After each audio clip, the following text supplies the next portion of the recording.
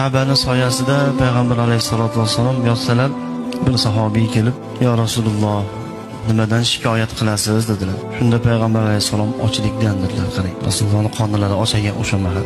Shunda haligi sahobiy yig'lab, "Sizni qorningiz ochsa-yu, men shundoq yurarmidim" deb orqalariga sekin qaytib bir xurmozorga borib, ana shu xurmozorning egasi bilan bir bitim qildiki, "Ke mana shu xurmoyini sug'arib beraman, har bir paqiriga bir donadan xurmo berasan."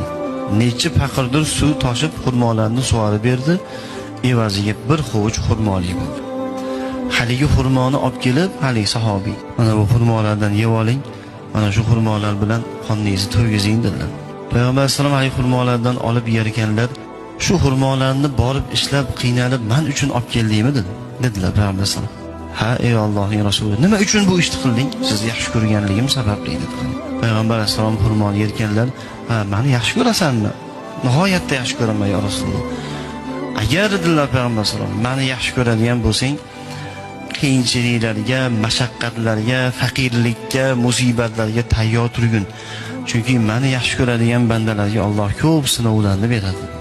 Meni yaxshi ko'rgan bandalarga Alloh shunaqangi faqirona, haqirona, oddiy sodda hayotni beradi. Boshiga musibatlar tushadi. Moli